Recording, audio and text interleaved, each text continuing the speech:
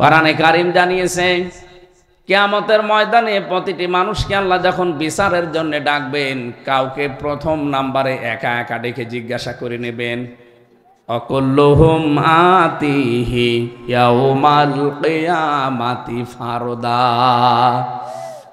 সূরা মরিয়ম 16 নম্বর পারার 10 নম্বর পৃষ্ঠার 15 নম্বর লাইনের 95 নম্বর আয়াতে আছে যে কিয়ামতে প্রতিটি মানুষকে কিন্তু আল্লাহ বিচার করার জন্য ডাকবে, একজন একজন করে। কয়জন করে? কথা বুঝতেছেন? এই আয়াত থেকে কি প্রমাণ পাওয়া যায় বলেন তো?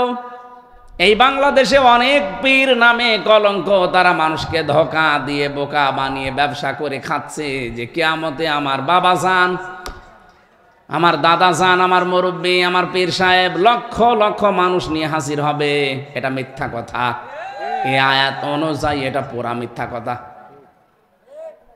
তাহলে আয়াত আপনি কেটে বাদ দেওয়া লাগবে, নয়তো আপনার পীরের কথা মিলবে না। এমনকি অনেকে এই নিয়তে মরিদ হয় যে 2-3 জন পীরের কাছে মরিদ হয়েছি, কোনো চিন্তা নেই, একজন না পারলে আর একজন আছে। আরে ভণ্ড, কিসের একজন আছে আর একজন আছে? ওরাই তো নিজেদের হিসাব নিয়ে বাঁচবে না। যেখানে নবীদের মতো পাওয়ারফুল মানুষ ইয়া নাফসি করতে করতে কুল কিনারা পাবে না, সেখানে পৃথিবীর কোন সাধারণ মানুষের খবর আছে? আরো জোরে বলেন। সুতরাং এটা ধোঁকা।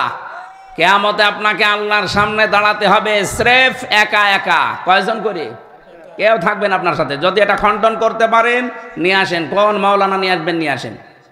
আপনাকে আল্লাহ কিয়ামতে স্রেফ একা ডাকবে, কোনো মানুষ থাকবেন আপনার সাথে।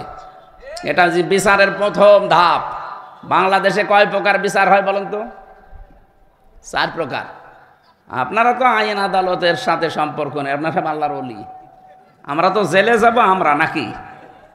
আইন আদালত আমাদের জানা লাগবে, কারণ আমরা অপরাধী, আমরা জেলে যাব, ওগুলো জানা লাগবে। এই যে বিবাড়িয়া একটা জেলা,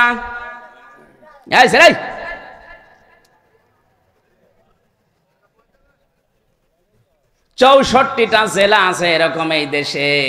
এই বিবাড়িয়া জেলার ম্যাজিস্ট্রেট কোর্ট থেকে যদি আপনার বিরুদ্ধে রায় হয়, আপনি কি বলতে পারবেন আমি মানি না? পারবেন না। এতটুকু বলার ক্ষমতা আপনি রাখেন যে আমি ন্যায় বিচার পাইনি, আমি ওপরে যাব ন্যায় বিচারের জন্য। যান আপনি জজ কোর্টে যান, এইটাও আপনার এই জেলায় পাবেন। বিবাড়িয়া জেলায় যদি জজ কোর্ট থেকে আপনার বিরুদ্ধে রায় আসে, আপনি বলতে পারবেন না আমি মানি না। এতটুকু বলার ক্ষমতা আপনার আছে যে আমি ন্যায় বিচার পাইনি, আমি ওপরে যাব। এবার আর আপনার এই জেলা শহরে হবে না, যাওয়া লাগবে এবার ঢাকাতে হাইকোর্টে। হাইকোর্ট থেকে আপনার বিরুদ্ধে রায় যদি আসে, আপনি বলতে পারবেন না যে মানি না, তাহলে রাষ্ট্রদ্রোহী মামলা হবে। এতটুকু বলার ক্ষমতা আপনার আছে যে আমি ন্যায় বিচার পাইনি, আমি আরো উপরে যাব। যান সুপ্রিম কোর্টে যান। সুপ্রিম কোর্ট আবার 2 ভাগে বিভক্ত। এই কথা বলে কে গো? কি আশ্চর্য! মোবাইলে কথা বলছেন নাকি? হ্যাঁ, এত জরুরি আপনার? একটু পরে দেন, ঘন্টাখানেক পরে দেন।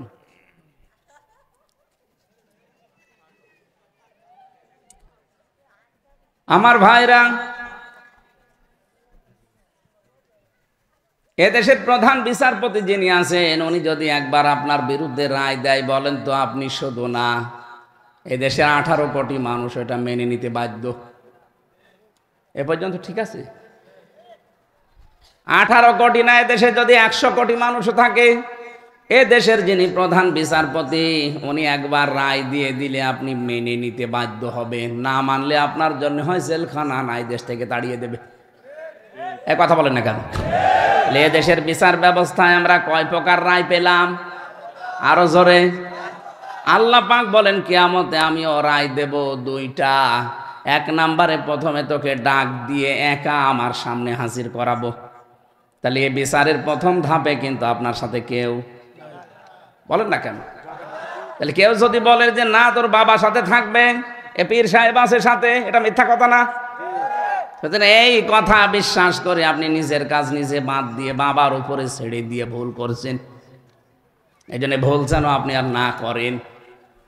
বিশ্বনবী মুহাম্মদ রাসূলুল্লাহ সাল্লাল্লাহু আলাইহি ওয়াসাল্লামের মতো এত বড় মানুষ, আল্লাহর পরে যার স্থান, তিনিও নিজের মেয়েকে, নিজের নাতিকে, নিজের ফুফুকে মাঝে মাঝে ডাক দিয়ে বলতেন, আমার উপরে ভরসা করে কোনো লাভ নেই।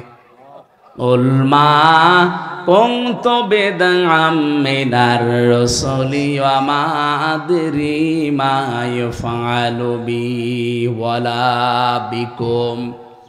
আয়াত নাযিল হওয়ার পরেই নবীজি নিজের ফুফুকে ডাকলেন, সফিয়া, হে আমার ফুফু সফিয়া, হে আমার নাতি হাসান হুসাইন, হে আমার মেয়ে ফাতেমা। এইমাত্র কোরআনের আয়াত নাযিল হয়েছে যে কিয়ামতে কিন্তু এই পরিচয়ে কাজ হবে যে আমার নাতি, আমার নানা নবী ছিল, আমার বাবা নবী ছিল, আমার ভাতিজা নবী ছিল। এই ওসিলায় আমি পার পেয়ে যাব না, আমার উপরে কোনো ভরসায় লাভ নেই, নিজের কাজ করো নিজে। বলেন তো, নিজের মেয়েকে, নিজের ফুফুকে, নিজের নাতিকে যদি একটা কথা বলতে পারে যে আমরা কোথায়, ৬,০০০ কিলোমিটার দূরে আছি আমরা, তার মদিনা থেকে আমরা আসি এখানে ৬,০০০ কিলোমিটার দূরে, তার নিজের আত্মীয় স্বজনকে যদি এ কথা সতর্ক করে, আমাদের জন্য কি আলাদা? আরে ভাই, আমি আমার ইমান থেকে কথা বলছি, নিজের সাথে মিলান। এক্ষুনি যদি চোখ বন্ধ হয়ে যায়, বলেন তো, এখন আপনাকে বাড়ি নিয়ে যাবে, মারা গেলেন, বাড়ি নিয়ে গিয়ে যদি বলে আপনার বউ চৌকির উপরে, খাটের উপরে থাকে, আপনার খাটের নিচে আপনাকে মাটি দেওয়া হবে, কোন বউ আছে রাজি হবে বলেন? অথচ এই ঘরটার জন্য আপনি দুনিয়া শেষ করে দিয়েছেন।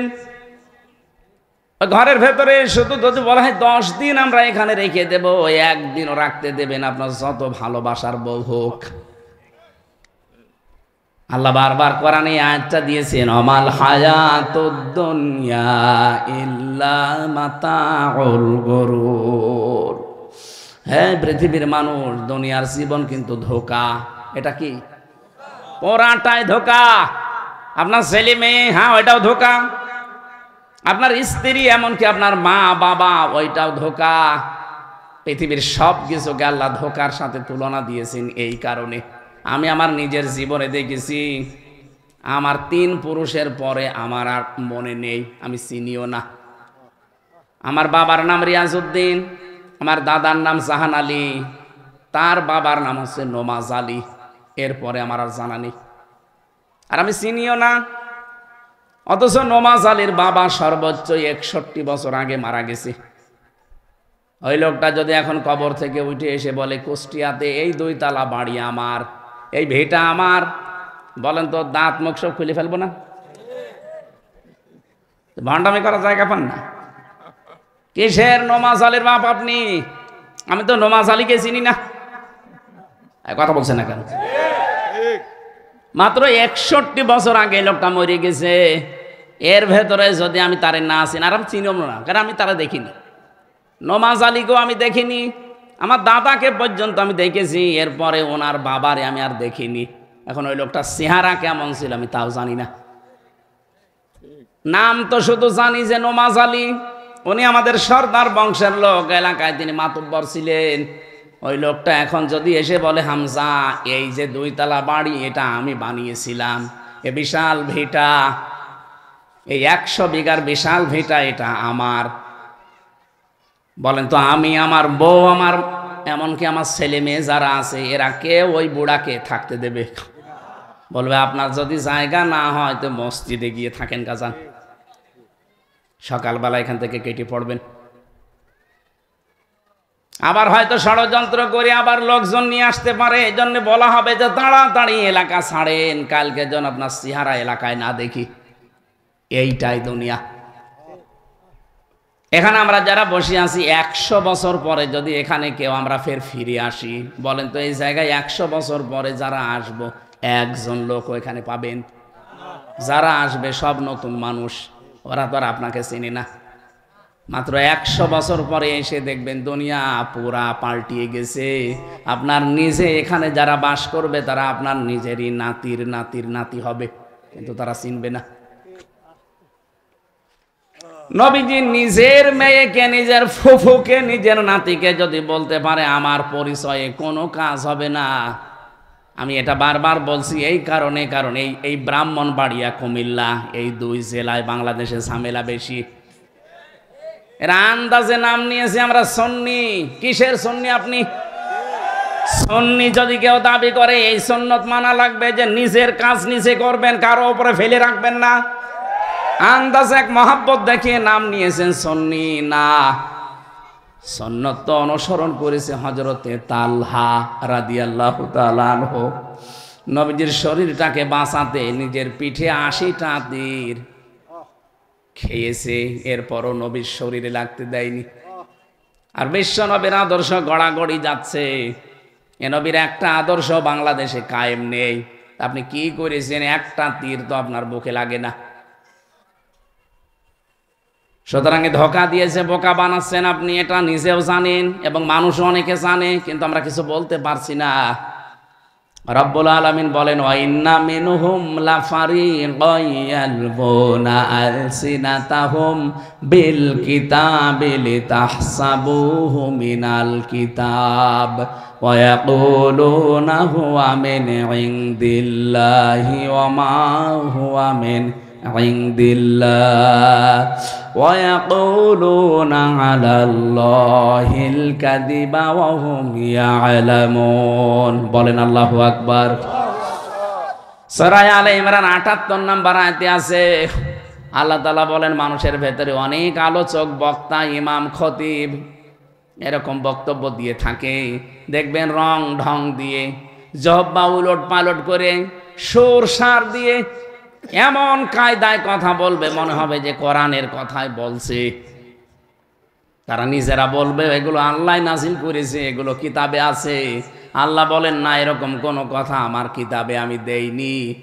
তারা যা বলে আমার সম্পর্কে ওগুলো মিথ্যা বলে এবং তারা নিজেরা জানেও। এটা সবচাইতে বেশি হয় এই ব্রাহ্মণবাড়িয়া জেলায়। মনে করছেন হুজুর কোনো খবর রাখে না? দেখবেন রং ঢং দিয়ে, জহব্বা উলট পালট করে, সুর সার দিয়ে এমন কায়দায় কথা বলে মনে হচ্ছে যে মনে হয় জিবরাইল এই মাত্র নাজিল করলো। অথচ এরকম কোনো কথা কোরআন হাদিসে নেই। কে বলেছে আপনাকে জিকির করার জন্য শাহ আলী বাবা, কেল্লা বাবা, ফতে বাবা বলতে হবে? কোন জায়গায় আছে বলেন তো? যেখানে আল্লাহর নামের সাথে অন্য কোন নাম জিকির করা জায়েজ নেই। সূরা ফুরকান ৬৮ নম্বর আয়াতের প্রথম অংশে আছে, ১৯ নম্বর পারা ৪ নম্বর পৃষ্ঠার ১৩ নম্বর লাইনে পাবেন। আল্লাহ পাক বলেন, আল্লাযীনা লা ইয়াদউনা মা'আল্লাহি ইলাহান আখার। রহমানের বান্দা তো তারা যারা আল্লাহর সাথে অন্য কাউকে ডাকে না। সে যেই হোক, যারা এই ডাক দেয় ইয়া আলী বাবা, শাহ আলী বাবা, কেল্লা বাবা, ফতে বাবা, খাজা বাবা, তাদের শাস্তি আল্লাহ ডবল দেবে। সে বুঝে করুক আর না বুঝে করুক। অনেকে প্রশ্ন আসতে পারে, হুজুর আমি জানতাম না তাই করেছি। আপনি জানতেন না কেন? আপনি যে জানেন না এটা আপনার অপরাধ। কে যেন এই দেশে ছড়িয়েছে যে জানার নাম ইসলাম না, মানার নাম ইসলাম। এটা একটা শয়তান। আরে ভাই, আপনি যদি না জানেন তে মানবেন কি?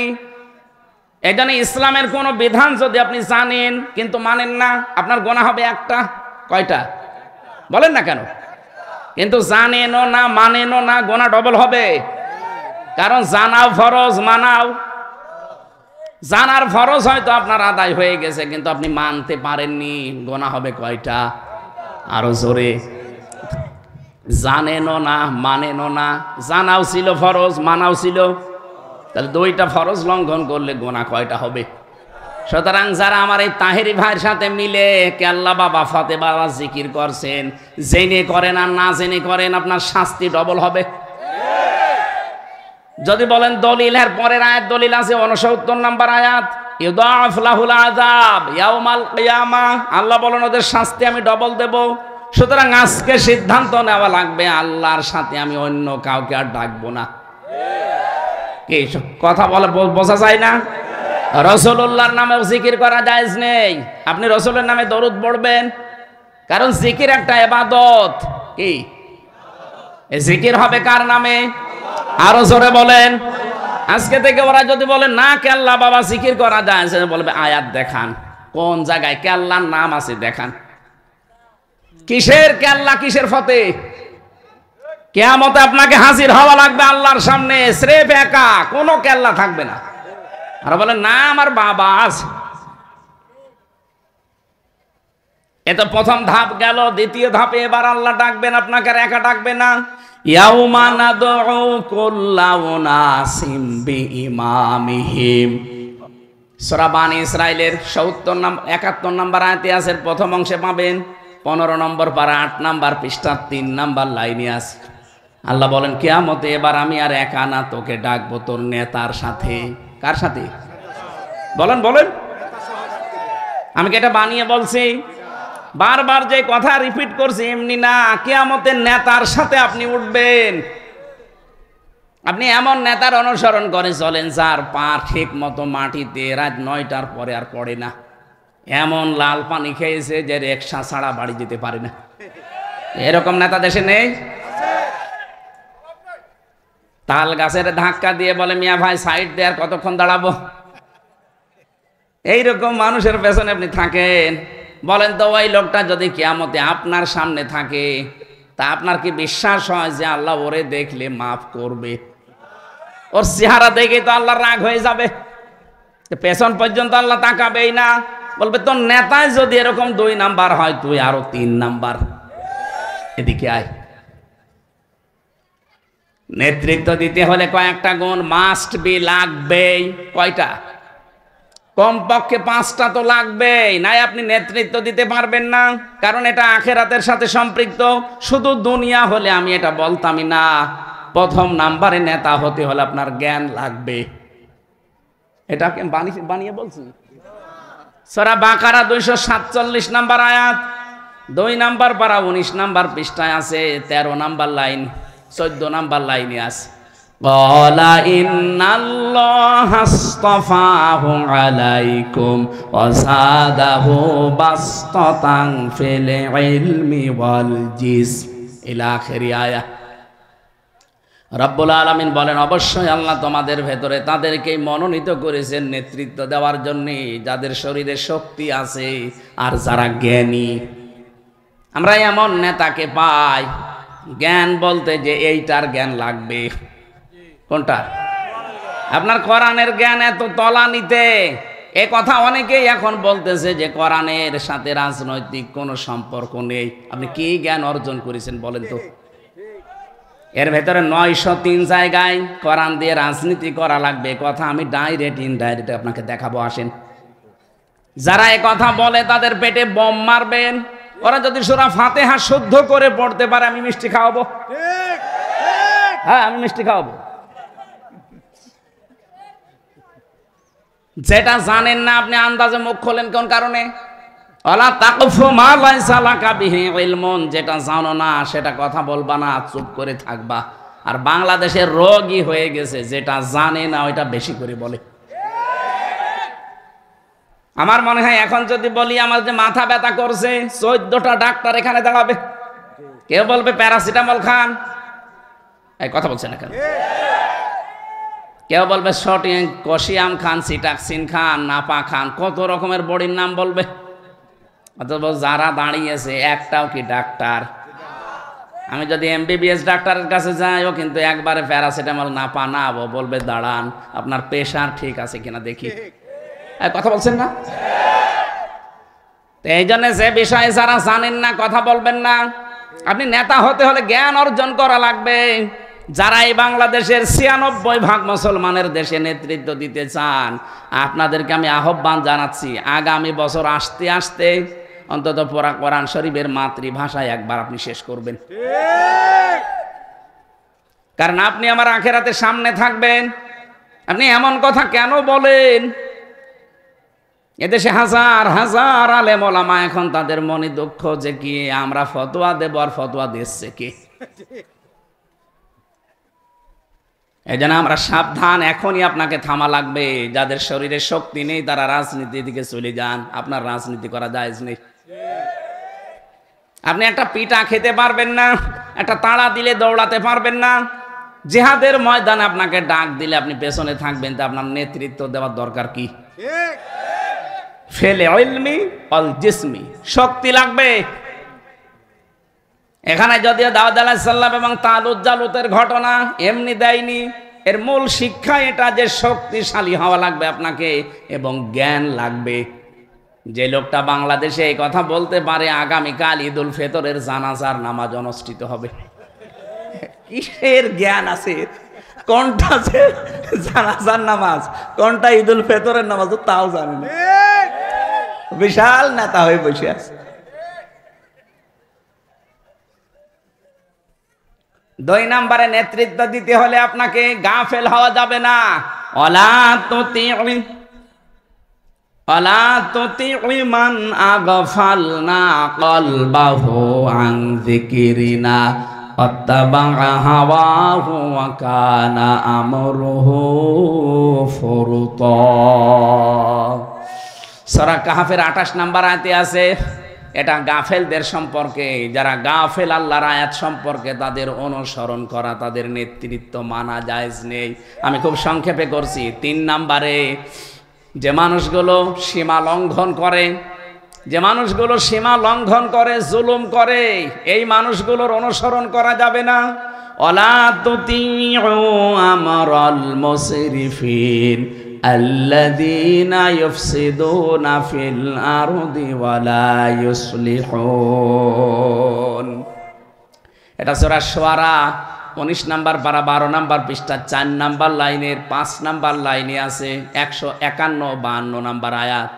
আল্লাহ বলেন, যারা ইসরাফ করে, অপচয় অপব্যয় করে বেড়ায়, তাদের অনুসরণ করবা না। এমনকি জমিনে যারা বিশৃঙ্খলা তৈরি করে, যারা শান্ত পরিবেশ তৈরি করার জন্য কাজ করে না, এদের অনুসরণ করা যাবে না। আজ বাংলাদেশে বলেন তো, অনুসরণ করার মতো মানুষ আপনি খুঁজে পান না। এদেশে যারা বিশৃঙ্খলা তৈরির জন্য বিভিন্ন ওত পেতে রেখেছে, পায়ে পাড়া দিয়ে যারা ঝগড়া করে, এক কথা বলছেন না কেন? আল্লাযীনা ইউফসিদুনা ফিল আরদি, জমিনে যারা ফ্যাসাদ সৃষ্টি করার জন্য লাইন ধরে আছে, আপনি কিছুই বলতে যাবেন না, জোর করে পায়ের উপর পাড়া দিয়ে ঝগড়া বাঁধায়। এরকম মানুষ এখন দিন দিন বাড়তেছে, এদের অনুসরণ করা জায়েজ নেই। এখন যদি বলেন না আপনার কথা আমরা মানি না, তাহলে এইটা আর দেওয়ার দরকার নেই, আগামী থেকে আপনি গান দেবেন। ওয়ালা তুতিউ আমরাল মুসরিফিন আল্লাযীনা ইউফসিদুনা ফিল আরদি ওয়া লা ইউসলিহুন। 2 নম্বরে যারা জমিনকে শান্ত নির্মল পরিবেশ তৈরি করার জন্য চেষ্টা চালায় না। আরে ভাই, আপনার বিবেকের উপর কি কুকুরে পেশাব করেছে? একটু ভাবতে পারেন না? এদেশটা কারা শান্ত, এদেশটা কারো নির্মল পরিবেশ তৈরি করার জন্য চেষ্টা চালায়, সে যেই চালাক আপনি তার পেছনে থাকবেন। এটা যারাই চেষ্টা করবে যে দুনিয়াকে আমরা শান্ত করতে চাই, কেউ কারো দেখে আতঙ্কিত হবে না, কেউ কাউকে দেখে চিন্তা করবে না, সবাই মনে করবে এটা আমার আপন। এরকম পরিবেশ যারা তৈরি করতে চায়, সে যেই হোক আপনি তাকে মানবেন, এটাই কোরআনের নির্দেশ। আমি জানি এই কথাগুলো শোনার পরে যারা মুনাফিক তাদের রাগ হবে। আজকের আয়াতে আল্লাহ ওইগুলো জানিয়েছে। হে নবী, হক কথা যখন তুলে ধরবেন, দেখবেন মুনাফিকরা তেড়িয়ে আসবে আপনার দিকে।